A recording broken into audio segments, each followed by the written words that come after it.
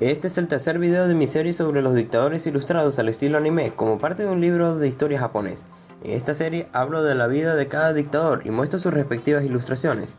El primer dictador se trata del portugués llamado António de Oliveira Salazar, nacido en Vimeiro el 28 de abril de 1989. Este fue primer ministro de Portugal y también presidente interino de dicho país. Este personaje también fue abogado, economista y profesor, lo cual le serviría mucho para obtener el cargo de la cartera del Ministerio de Finanzas y hacer frente a la terrible economía que atravesaba el país entre los años de 1926 a 1928, donde mantendría el déficit presupuestario en el nivel adecuado, y tal vez esta hazaña le valió en 1932 el cargo de primer ministro de Portugal. Con los años, creó el llamado Estado Novo, donde aplicaría algunas de las políticas que el mismo Benito Mussolini aplicaría en Italia. Salazar sentía un increíble desprecio hacia la monarquía de Portugal, que existía en aquel entonces, y desde las sombras Salazar hizo todo lo posible para acabar con la monarquía, la cual logra destruir gracias a la muerte de Manuel II en 1932. Al igual que expulsar a oficiales del ejército portugués y adueñarse de las tierras pertenecientes a la realeza. Pero no sería solo por esto que sería reconocido, ya que era una pesadilla para su oposición, la cual encarcelaba y mataba a los protestantes. Esto fue así por muchos años, hasta que en 1968, a la edad de 79 años, Salazar comía tranquilamente en Estoril. Luego de que se cayera para atrás de su silla y se golpeara la cabeza, estaría marcado el fin de su gobierno, ya que fue intervenido quirúrgicamente en Lisboa. Lo curioso es que un profesor llamado Marcelo Caetano tomaría el puesto de Salazar, pero hasta el día de su muerte en 1960 se les hizo creer que aún gobernaba Portugal, un final feliz, entre comillas. En su ilustración, Salazar viste de monja, ya que de niño estaba muy involucrado en la religión, afición que perdería gracias a la política. También podemos ver a una chica nerviosa. Esto es porque, según varios historiadores, Salazar le gustaba mantener relaciones con menores. Vamos, que fue un pedovier dictador. Ya conocía un poco sobre la historia de este dictador, ya que mi familia, tíos, abuelos, madres y padres nacieron y se criaron en Portugal. Por eso eu sei falar una coisinha de portugués. El siguiente es Manuel Antonio Noriega, quien fue un militar y político panameño nacido el 11 de febrero de 1934 en Panamá. Desde muy pequeño se vio involucrado en la milicia, es por esto mismo que se ganó el título de comandante en jefe de las Fuerzas de Defensa de Panamá, comandante en jefe de la Guardia Nacional y líder militar de Panamá. Todo esto entre los años de 1983 a 1989. Pero esto sería un grave error, ya que ser militar no era la única profesión de Noriega. Esto también era un gran narcotraficante que utilizó de manera descarada su poder para transportar drogas y armas con mucha facilidad, asesinando a todo aquel que lo quería delatar.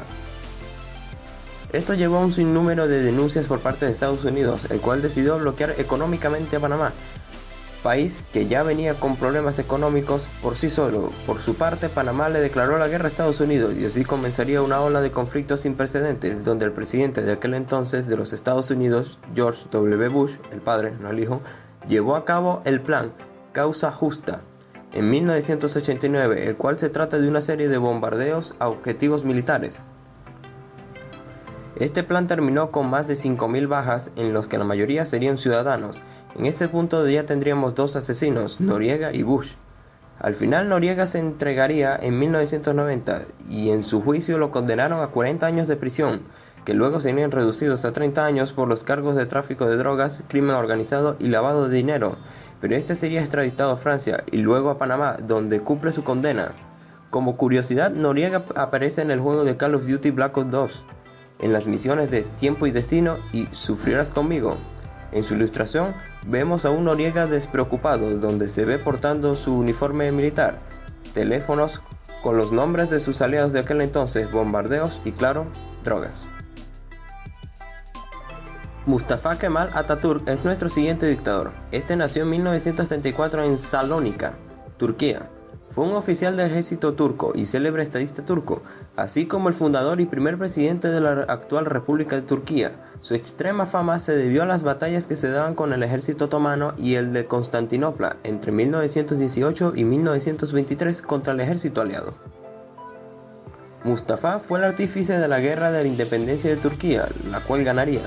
fundando así el país que conocemos actualmente, y se consagró él mismo como el presidente de la República de Turquía, donde los primeros años fueron excelentes, pero que luego de muchas reformas, entre las cuales se encuentra el cierre de escuelas religiosas y su relación con el fascismo. Aunque fue un buen gobierno, se le consideró dictador por el hecho de que los grandes y radicales cambios que provocó en Turquía, demasiados para un solo gobierno. Al final, Mustafa moriría el 10 de noviembre de 1938 a la edad de 57 años y junto con un gran legado. En su representación como chica moe se ve, pues, sexy, no sé qué decir. Como último dictador tenemos a Idi Amin Dada, nacido en Kampala, Uganda. Fue un dictador militar y el tercer presidente de Uganda desde 1971 a 1979. Tomó el poder de Uganda por medio de un golpe de estado en enero de 1971. Según Wikipedia, el gobierno de Amin se caracterizó por el abuso flagrante de los derechos humanos, la represión política y la persecución étnica, los asesinatos extrajudiciales, el nepotismo, la corrupción y la mala gestión económica. El número de víctimas de su régimen oscila entre 100.000 y 500.000, de acuerdo con estimaciones de observadores internacionales y grupos de derechos humanos.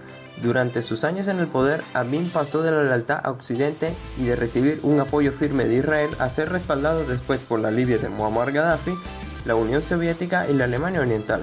Como ven, no era ningún santo. La manera para que abandonara el poder fue por la guerra entre Tanzania y Uganda, lo cual provocó una disposición, en la cual fue exiliado a Arabia Saudita, lugar donde moriría el 16 de agosto de 2003, a la edad de 78 años, por causa de una insuficiencia renal. En su ilustración podemos verle como un boxeador con un cinturón de campeón. Creo que esto se debe porque era un fanático del boxeo y porque él mismo se adjudica que fue el conquistador de Gran Bretaña, luego de que Uganda rompiera relaciones diplomáticas con dicho país. Como dato curioso se decía también que era caníbal, al final no me extrañaría. Esto fue todo el video, recuerda dejar tu comentario de cuál te gustó más y por qué. Nos vemos pronto. Chao.